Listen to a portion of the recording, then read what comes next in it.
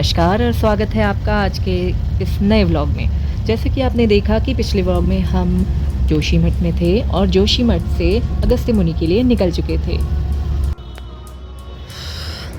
चमोली आ गए। अब यहाँ से जाना है अगस्त्य मुनि सौरभ। और ये रास्ते के नज़ारे लेते हुए हम जा रहे हैं चमोली से अगस्त्य मुनि की ओर। और ये हम पहुंच गए हैं अगस्त्य मुनि के मंदिर में। हम लोग भी हैं अगस्त्य मुनि में और हम लोग जा रहे हैं अगस्त्य मुनि जी के मंदिर ही है ना जी। हाँ जी, तो अगस्त्य मुनि जी के मंदिर में जा रहे हैं। अगस्त्य मुनि जी का जन्म काशी, वाराणसी, बनारस में हुआ था। वर्तमान में उस स्थान को हम अगस्त्य कुंड के नाम से जानते हैं। वह ऋषि पुलस्त्य के पुत्र थे, यानी कि वो रावण के अंकल लगते थे। अगस्त्य मुनि सप्त ऋषियों में से एक ऋषि थे। अगस्त्य मुनि के नाम बहुत सारी ऐसी इन्वेंशंस हैं, जिसमें से एक है कि उन्होंने एक मिट्टी के घड़े में इलेक्ट्रिक सेल बनाया था।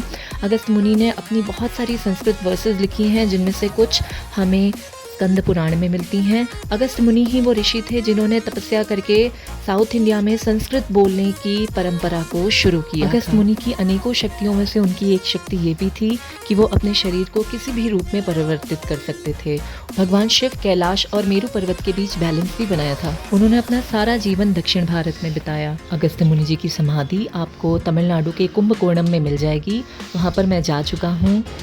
हम लोगों ने अगस्त्य मुनि जी के दर्शन कर लिए हैं।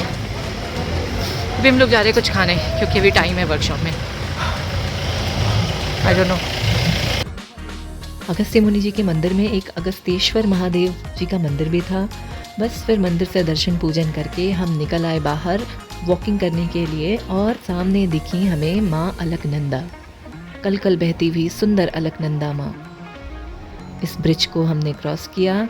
इस ब्रिज को क्रॉस करके हम एक कच्चे रास्ते से किसी तरह से नीचे उतरे माँ अलकनंदा के पास। और माँ अलकनंदा मैं क्या बताऊँ, इतनी स्वच्छ, इतनी सुंदर, कल कल बहती हुई, बिल्कुल जैसे अमृत की तरह। आप देख सकते हैं ये ब्रिज, और ब्रिज के पास वो रोपवे से लटकी हुई ट्रॉलियाँ और बहती हुई कल माँ अलकनंदा। ये नज़ारा सच में बहुत सुंदर था, बहुत ज़्यादा।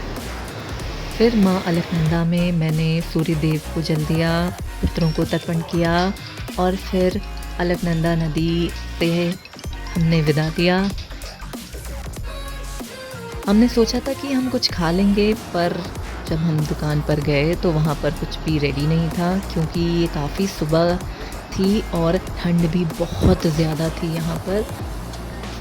तो अब मैं आ गया हूँ ऋषि अगस्त्य की तपस्थली देख करके। अब फटाफट रेडी होते हैं क्योंकि वर्कशॉप है। ओके, अब मैं यहाँ पर फटाफट फास्ट फॉरवर्ड में रेडी हो रहा हूँ, क्योंकि समय कम बचा था। तो फटाफट मैं रेडी हुआ। मुझे पता नहीं क्यों टीका हटाने का मन नहीं हुआ, तो मंदिर के टीके के ऊपर ही मैंने अपना भरतनाट्यम का टीका लगा लिया।